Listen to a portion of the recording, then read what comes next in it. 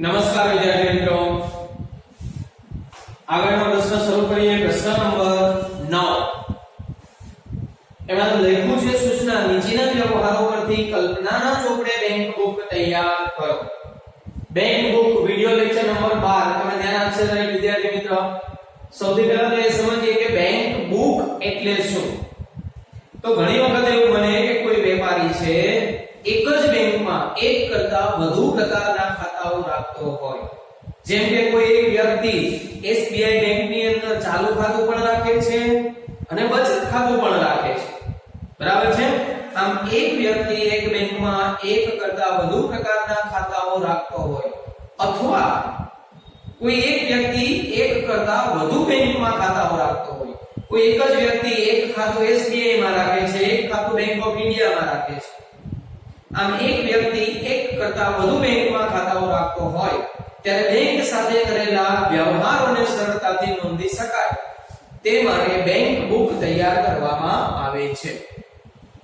જો કોઈ વ્યક્તિના બે અલગ અલગ ખાતાઓ હોય કે બે અલગ અલગ બેંકમાં ખાતાઓ હોય તો આપણે જે બે ખાનાવાળો રોકડમેટ તૈયાર કરીએ છીએ એ જ રીતે તૈયાર થાય.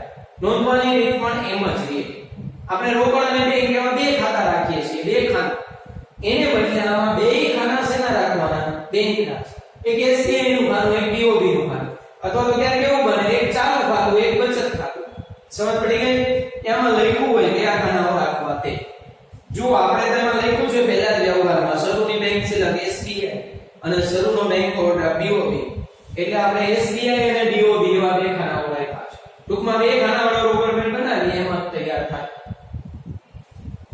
ચાલો જુઓ, એમાં પરીક્ષાની અંદર વ્યાખ્યા પૂછાઈ છે બેંક બુક એટલે શું.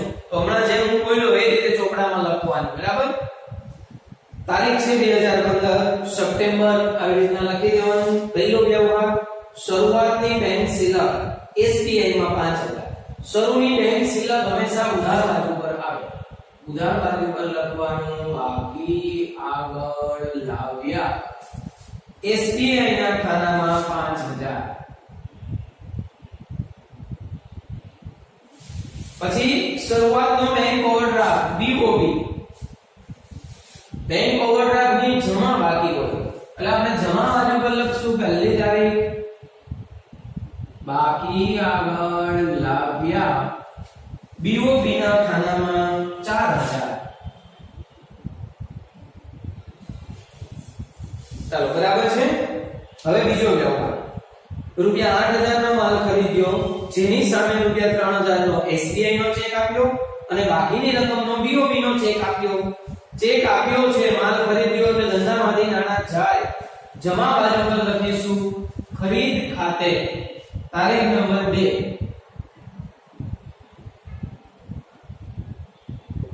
કેટલાનો માલ ખરીદ્યો?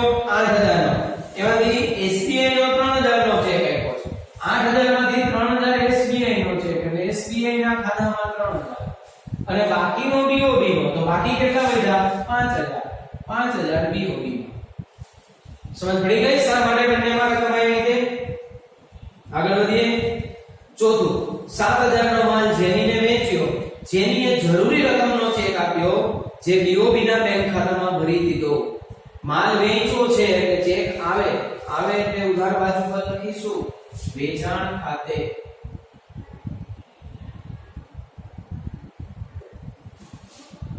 $7000 નો માલ વેચ્યો, ચેક આવ્યો BOB માં ભર્યો એટલે BOB ના ખાનામાં 7000. ત્યાર પછી છઠ્ઠું, પગારનો રૂપિયા 3000 નો BOB નો ચેક આપ્યો. ચેક આપ્યો એટલે ધંધામાંથી ચેક જાય. જમા બાજુ પર લખવાનું પગાર ખાતે. BOB નો ચેક આપ્યો છે એટલે BOB ના ખાનામાં 3000. પછી આઠમું, વ્યાજના રૂપિયા 700 અને ડિવિડન્ડના રૂપિયા 2000 બેંકે એટલે SBI વસૂલ કરી આ રકમ ખાતામાં જમા આવી છે. બેંકે જમા આવી એટલે આપણે શું કરવાની? ઉધાર. બરાબર છે. એટલે આપણને રકમ મળે છે પણ SBI ના ખાતામાં. વ્યાજ કેટલું મળ્યું? 700 રૂપિયા. અહીંયા લખવાનું વ્યાજ ખાતે. SBI ના ખાનામાં 700 રૂપિયા. પછી એ જ વ્યવહારમાં ડિવિડન્ડ પણ 2000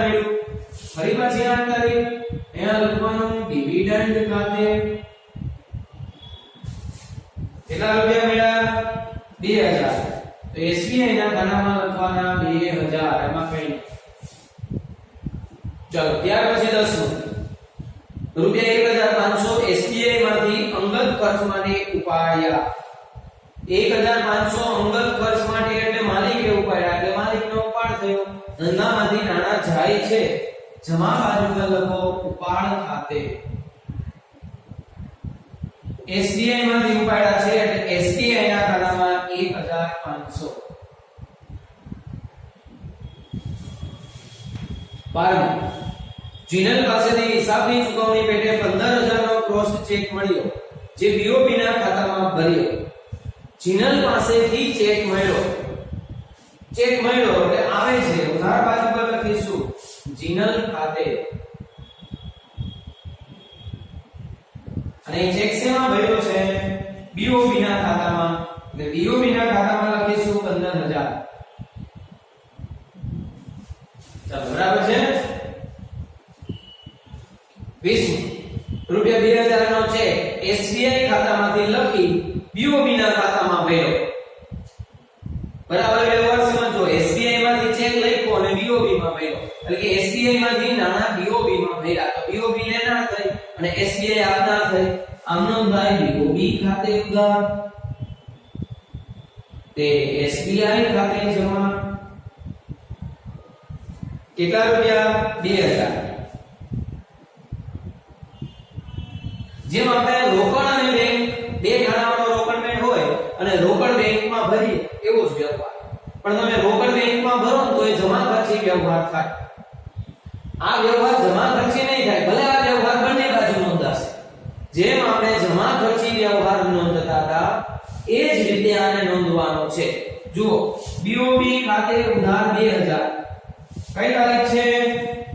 તો 20 તારીખ. બરાબર છે. BOP ખાતે ઉધાર બાજુ BOP ના ખાતામાં 2000 અને અહીંયા 20 તારીખ લખવાનું શું? BOP માં રકમ લખી હોય એટલે અહીંયા લખીશું SBI ખાતે. અને SBI ખાતે જમા 2000 એટલે જમા બાજુ SBI ના ખાતામાં 2000. ત્યાં શું લખવાનું? ત્યાં લખવાનું BOP ખાતે. તો આ જમા ખર્ચી જેવો જ વ્યવહાર છે પણ આને જમા ખર્ચી વ્યવહાર કહેવાય નહીં. જમા ખર્ચી વ્યવહાર તો ક્યારે બને? જે વ્યવહારમાં રોકડ અને બેંક ખાતું અસર પામતું હોય તેવા. આમાં રોકડ નથી માત્ર બેંક જ છે એટલે આને જમા ખર્ચી વ્યવહાર કહી શકાશે નહીં. તો આગળ વધીએ. 22 રૂપિયા 4000 નો માલ 10% રોકડ વટાવે વેચ્યો જે માટે ચેક મળ્યો જે BOP ના ખાતામાં ભરી. માલ વેચો એટલે ચેક આવે ઉધાર બાજુ પર લખવાનું વેચાણ ખાતે.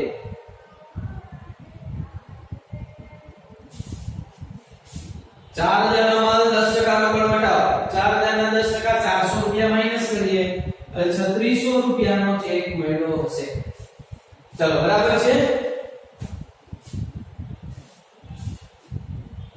હવે આપણે સરવાળા કરી દઈશું.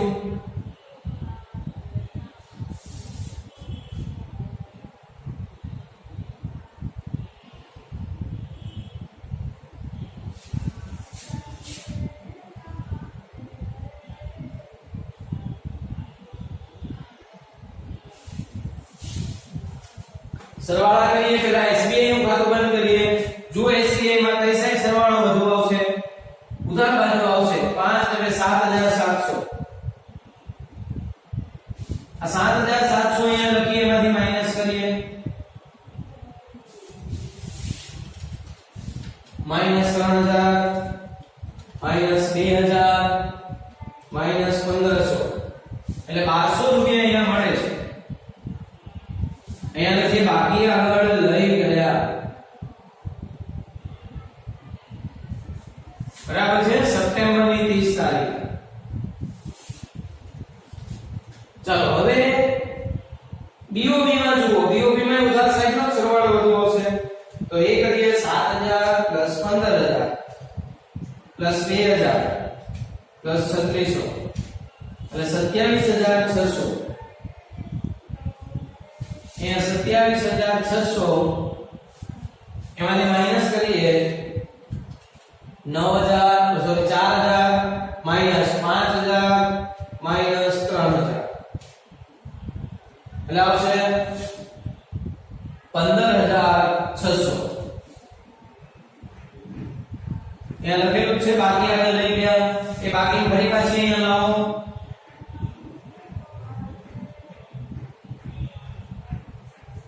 સપ્ટેમ્બર પછી ઓક્ટોબર માસ એની પહેલી તારીખ બાકી આગળ લાવ્યા ચલો બરાબર છે ટૂંકમાં બેંક બુક બે ખાનાવાળા રોકડ પેટની જેમ જ તૈયાર થશે ઓકે એટલે આગળ ચોપડાની અંદર લખવાનું છે જય શ્રી કૃષ્ણ